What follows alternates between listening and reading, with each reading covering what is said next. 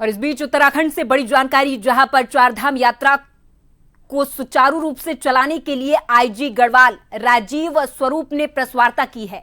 चारधाम यात्रा को लेकर प्रेस ब्रीफिंग की है। 30 अप्रैल से हालांकि चारधाम यात्रा शुरू होगी। चारधाम सेल की बनाई जाएगी व्यवस्था। 15 सुपर जोन, 41 जोन, 137 सेक्टर में चारधाम यात्रा को सुचारू रूप से चलाने के लिए इन सभी को बांटा गया है। यात्रा सुगम और सुरक्षित करना उत्तराखंड पुलिस की प्राथमिकता है, ऐसा राजीव स्वरूप ने कहा है।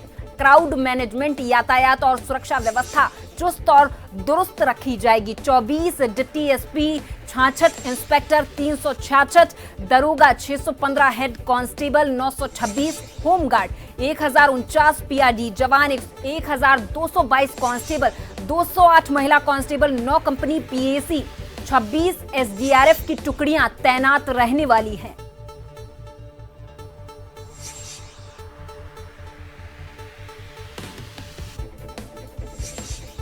और इस खबर पर हमारे साथ देहरादून से bureau chief SN Pant ji phone line पर जुड़ गए हैं।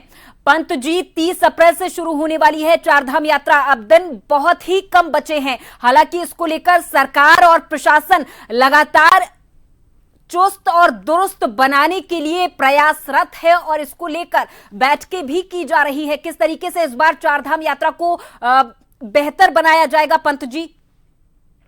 बिल्कुल, आपको बताना चाहूंगा, उत्तराखंड में चारधाम यात्रा हर बार के मुकाबले रिकॉर्ड तोड़ रही है। और चारधाम यात्रा में अगर आप 2013 की आपदा के बाद देखेंगे तो लगातार केदारनाथ के पुनर्निर्माण के कार्यों के होने के बाद लोगों में पूरे देश भर से, दुनिया भर से जो लोग उत्तराखंड आध्यात्मिक यात्रा पे या एडवेंचर या टूरिज्म के क्षेत्र में आते हैं, उनकी तादाद लगातार बढ़ी है। और यही कारण है कि उनकी तादाद बढ़ने के साथ साथ सरकार के सामने चुनौतियां भी बढ़ी हैं।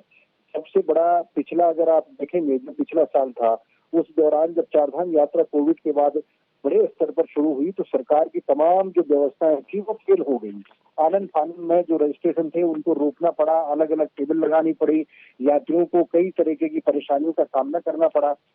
इस बार उस तरीके की दिक्कतें ना हो, उसके लिए राज्य सरकार के मुखिया के तौर पर मुख्यमंत्री पुष्कर सिंह धामी, मुख्य सचिव आर.एन. वर्धन और डीजीपी के तौर पर अगर देखें तो उन्होंने सीधे तौर पर अपनी जिम्मेदारियों का निर्वहन करते हुए महत्वपूर्ण जिम्मेदारियों से अधिकारियों को निर्देशित किया है।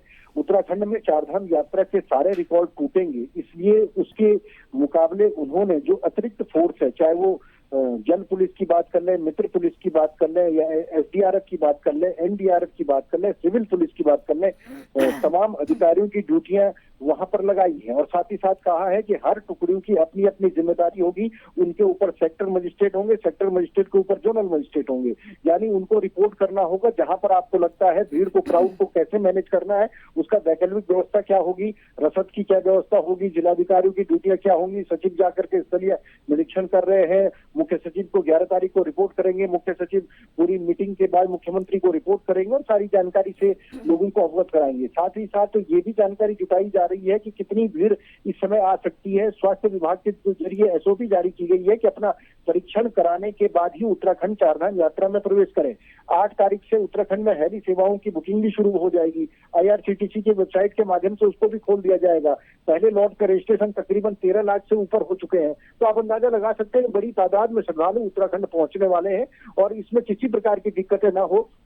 खासतौर पर ट्रैफिक को लेकर, रजिस्ट्रेशन को लेकर के, काउंटर को लेकर के, पेयजल, शौचालय या मेडिकल कैंप को लेकर के उन दिक्कतों को दूर करने के लिए अधिकारी समय समय पर उचित दिशा निर्देश प्रदान भी कर रहे हैं और मुख्यमंत्री इसकी मॉनिटरिंग स्वयं कर रहे हैं। ठीक है पंत जी, अक्सर ये देखा जाता है जब चारधाम यात्रा शुरू हो जाती है उस वक्त रजिस्ट्रेशन को लेकर आम जनता को बहुत परेशानियों का सामना करना पड़ता है। जो श्रद्धालु होते हैं उनके साथ धांधली, धोखाधड़ी सामने आती है। उसको लेकर किस तरीके से इस बार धामी सरकार निपटने वाली है उन ठगों से? देखिए, जिस तरीके से हम डिजिटल के दौर में आगे बढ़ रहे हैं तो हैकर्स या साइबर क्राइम भी लगातार आगे बढ़ रहा है, जिसके लिए राज्य सरकार, उत्तराखंड पुलिस लगातार जागरूक कर रहे हैं। लाउड स्पीकर के माध्यम से, अखबार और टेलीविजन के माध्यम से, सोशल प्लेटफॉर्म के माध्यम से, होल्डिंग बैनरों के माध्यम से आप किसी तरीके से अधिकृत वेबसाइट से ही अपना टिकट करवाएं, अधिकृत काउंटर से ही अपना रिजर्वेशन करवाएं, या टूर एंड ट्रैवल की जो एजेंसियां हैं उसको फिजिकली ही पहले उसकी तलाश कर दें, उसको जब पूरी आपकी निगरानी हो जाए उसके बाद पेड करें। साथ ही साथ ऐसे होटल, ऐसे धर्मशालाएं जो ऑनलाइन आपसे पैसा मांगती है, उसके हिसाब से आप एक अधिकृत और ऑथराइज सिस्टम को फॉलो करें। ठीक है, इसको लेकर के गाइडलाइन भी जारी की गई। ठीक है, बहुत बहुत धन्यवाद पंतु जी। तमाम जानकारी के लिए आप हमारे साथ जुड़े और तमाम जानकारी आपने हमारे दर्शकों तक पहुंचाई। 30 अप्रैल से शुरू होने वाली है चारधाम यात्रा। हालांकि इस समय बहुत कम बचा हुआ है सभी तैयारियों को पूरा करने के लिए, इसीलिए सरकार और प्रशासन लगातार इस प्रयास में जुटा हुआ है कि श्रद्धालुओं को किसी भी प्रकार की इस बार कोई समस्या न आए, और इसी को लेकर तमाम तैयारियां लगातार जारी हैं।